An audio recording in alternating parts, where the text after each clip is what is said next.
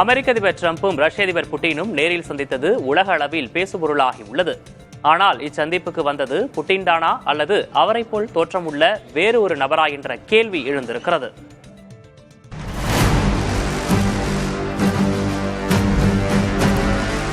உலகில் நீண்ட காலம் ஆட்சி புரிந்து வரும் வெகு சில தலைவர்களில் ஒருவர் ரஷ்ய அதிபர் புட்டின்.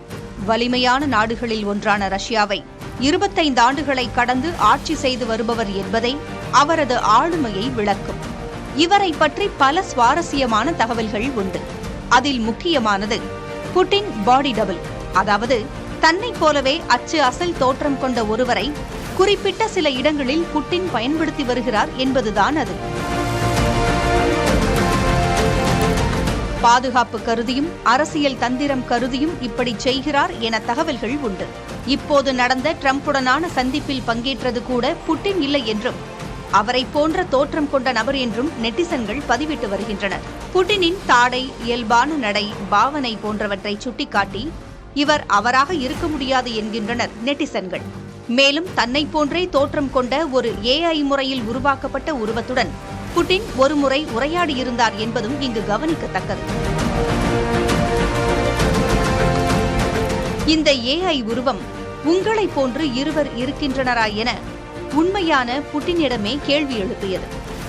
ஆனால் அப்படி ஒரு நபரை தான் பயன்படுத்துவதில்லை என்று உறுதியாக பதில் தந்தார் புட்டின். எனினும் புட்டின் சினிமாக்களில் வருவது போல டபுள் ஆக்ட் கொடுக்கிறாரா என்ற கேள்வி இன்னும் ஓய்ந்த பாடில்லை. இனிவரும் செய்திகளை அடுத்தடுத்து பார்க்கலாம்.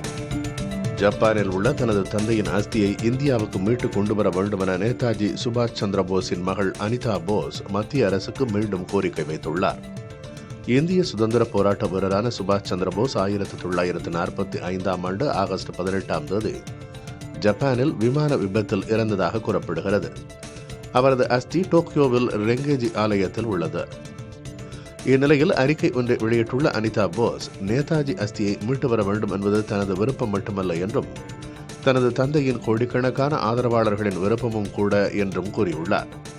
நேதாஜியின் அஸ்தியை கொண்டு மரபணு சோதனை செய்வது மூலம் அவரது மரணம் தொடர்பான பல்வேறு ஊகங்களுக்கும் முடிவு கட்டலாம் என்றும் அனிதா போஸ் கூறியுள்ளார்.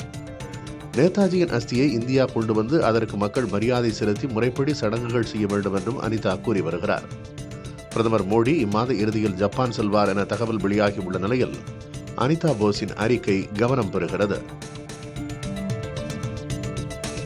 உலகில் சிறந்த முதலீடு எது என கேட்டால் பெரும்பாலானவர்களின் பதில் தங்கம் என்பதாகத்தான் இருக்கும்.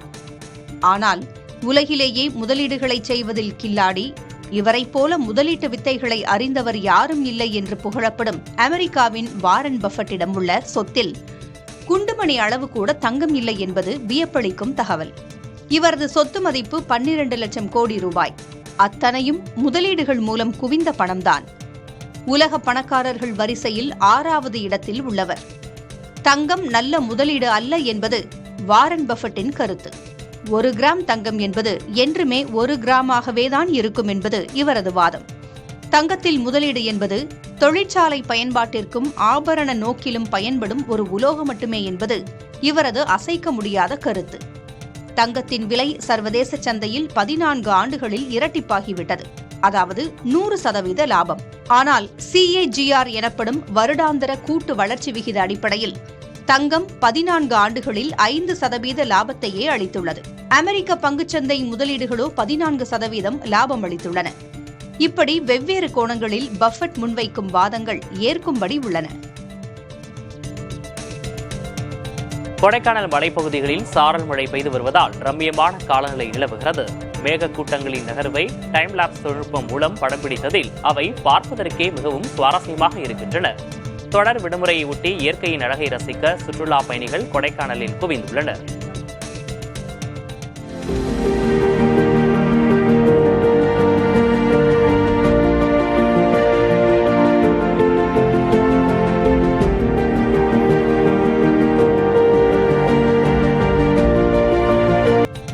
முதலீட்டாளர்களுக்கு பங்குச்சந்தையை விட தங்கம் வெள்ளியே அதிக லாபம் தந்திருப்பது புள்ளி விவரங்களில் தெரியவந்துள்ளது. இந்திய பங்குச்சந்தைகள் கடந்த ஓராண்டில் 2 விழுக்காடு மட்டுமே உயர்வு கண்டுள்ளன. சென்செக்ஸ் 79,121 புள்ளியிலிருந்து 80,597 புள்ளியாக உயர்ந்துள்ளது. நிப்டி 24,143 புள்ளியிலிருந்து 24,631 புள்ளியாக அதிகரித்துள்ளது. MCX கமாடிட்டி சந்தையில் தங்கம் விலை 10 கிராமுக்கு 70,152 ரூபாயிலிருந்து 1,389 ரூபாயாக அதிகரித்துள்ளது. இது 43 விழுக்காடு அதிகரிப்பாகும். வெள்ளி விலை 1 கிலோ 81,160 ரூபாயாக இருந்தது 1,13,342 ரூபாயாக உயர்ந்துள்ளது. இது 41 விழுக்காடு உயர்வாகும். பல்வேறு நாடுகளின் மைய வங்கிகள் இந்த ஆண்டு அதிகளவில் தங்கம் வாங்கியதும் வெள்ளியின் தொழிற்சாலை பயன்பாடு அதிகரித்ததும் அவற்றின் விலை கூட காரணமாகியுள்ளன. சர்வதேச ஆயுதப் போர் மற்றும் வர்த்தக போர் சூழல்கள் பங்குச்சந்தை சரிவிற்கு பாதை அமைத்தன. ஆப்பிள் நிறுவனத்தின் ஐபோன் 17 வரும் செப்டம்பர் 12ஆம் தேதி அறிமுகமாகும் என்று தகவல் வெளியாகியுள்ளது.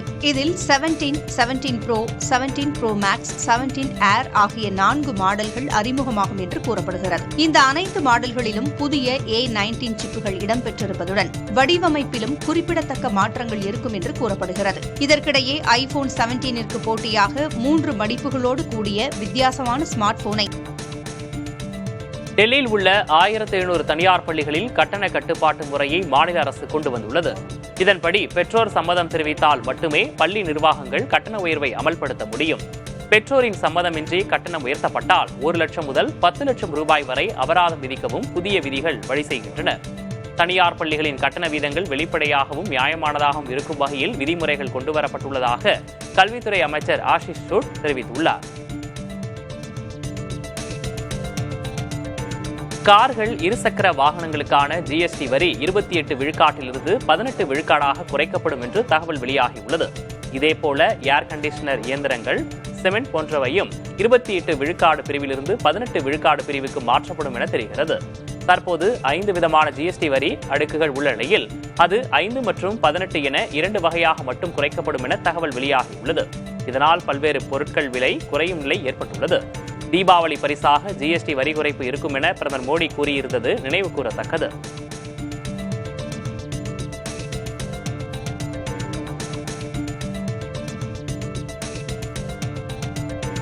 ரஷ்ய அதிபர் புட்டின் சென்ற விமானத்திற்கு பாதுகாப்பாக அமெரிக்க போர் விமானங்கள் உடன் சென்ற காட்சி சமூக வலைதளங்களில் வைரலாகி வருகிறது. அலாஸ்காவில் அமெரிக்க அதிபர் டொனால்டு டிரம்ப் உடனான சந்திப்பிற்கு பிறகு தனது விமானத்தில் ரஷ்யாவுக்கு விளாடிமிர் புட்டின் புறப்பட்டுச் சென்றார். அவரின் விமானத்திற்கு பாதுகாப்பாக அமெரிக்க விமானப்படைக்கு சொந்தமான போர் விமானங்கள் உடன் சென்றன. இந்த காட்சிகளை ரஷ்ய அதிபர் மாளிகை வெளியிட்டுள்ளது.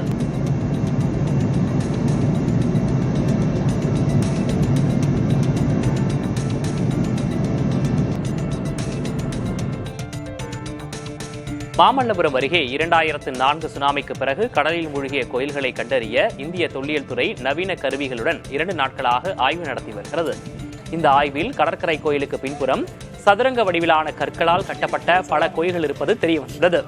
சுமார் 1 கிலோமீட்டர் தொலைவில் 6 முதல் 7 மீட்டர் ஆழத்தில் இந்த கட்டடங்கள் கண்டறியப்பட்டுள்ளன.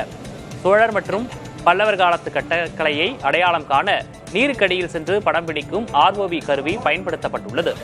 அடுத்த கட்டமாக நீச்சல் வீரர்களை கொண்டு ஆழ்கடல் ஆய்வு நடத்தப்படும் என்று பேராசிரியர் மற்றும் கூடுதல் இயக்குநர் அசோக் திருப்பாதி தெரிவித்துள்ளார்.